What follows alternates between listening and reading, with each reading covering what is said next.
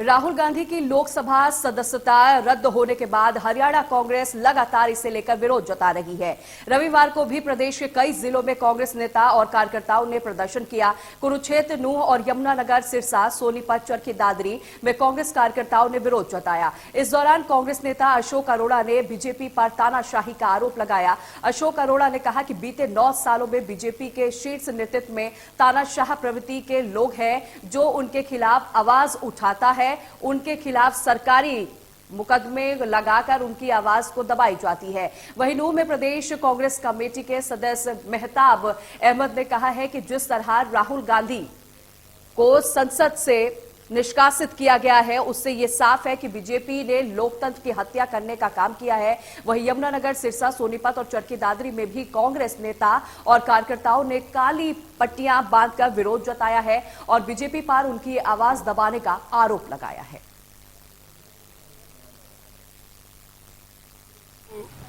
9 साल से जो ये सरकार चल रही है, ये संविधान को अपने पैरों तले रोक के प्रजातंत्र को कमजोर कर, ये तानाशाह प्रवृत्ति के लोग जो इनके खिलाफ आवाज उठाते हैं, उनके खिलाफ कभी ईडी का इस्तेमाल करते हैं, कभी सीबीआई का इस्तेमाल करते हैं, कभी इनकम टैक्स की रेड पहुंचते हैं, कभी लठ बजाते हैं। और अब तो सीमाएं यहाँ तक पार हो चुकी हैं कि न्यायपालिका का भी इस्तेमाल करके किस प्रकार से राहुल गांधी जी को सजा सुनाएगी। और फिर सरकार ने स्पीकर से, जबकि 30 दिन का अपील का टाइम था, अगले ही दिन उनकी सदस्यता को रद्द करा दिया। इतिहास में भारत के आजादी के बाद ये काला अध्याय है, जो राहुल गांधी की सजा और उसके बाद सदस्यता को रद्द करके ये साबित किया है कि वो लोकतंत्र में विश्वास नहीं करते। हम गांधी जी के प्रतिमा के नीचे धरना बैठकर हमने अपना विरोध प्रदर्शन किया। हम आज यहाँ पर बैठे हैं एक तानाशाह शासक के खिलाफ, जिन्होंने अपने जब से ये आए हैं उस समय से लेकर अब तक जितनी भी हमारी संस्थाएं, ईडी हो, सीबीआई हो, इनकम टैक्स हो, जितनी भी संस्थाएं, उनको अपने नियंत्रण में लेकर विपक्षों पर जो ये उनके तंग किया जा रहा है, उनको विपक्ष को, उसके फलस्वरूप एक चीज सामने आई है, जिसका वंशज, जिसके बाप दादा, उसकी दादी, उसके नाना इस देश के लिए सेवा की हो, शहीद हुए हो, आज उसके वंशज के साथ ऐसा किया जा रहा है।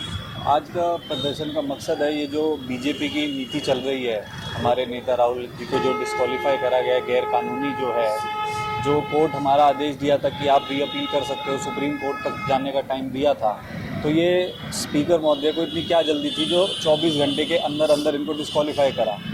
ऐसी क्या अर्जेंसी आई?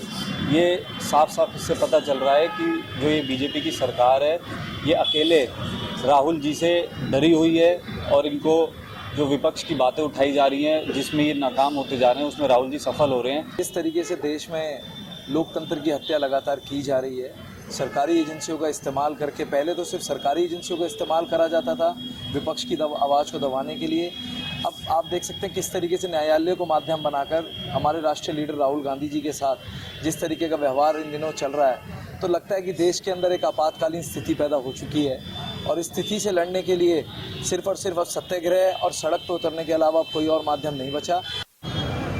आज का सत्याग्रह जो कांग्रेस पार्टी ने आदेश दिया कि जो ये साजिश हुई है देश में, कि एक आदमी बोलता तो साउथ में है, मुकदमा आके सूरत में दर्ज करते हैं और फैसला कर देते हैं। जब राहुल जी ने यह पूछा कि अडानी से आपका क्या संबंध है, प्रधानमंत्री जी, तो उस बात पे जवाब नहीं और उस सवाल को पार्लियामेंट के उसमें से भी निकाल दिया और ये फैसला सुनवा दिया। ये एक साजिश है।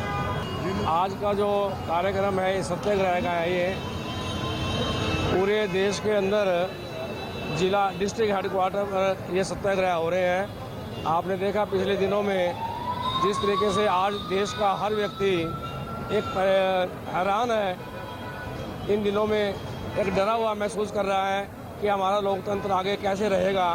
आज उसके लिए हमने एक गांधी जी का दिखाया हुआ रास्ता सत्याग्रह के रूप में आज हम सब एकत्र हुए हैं यहाँ पर।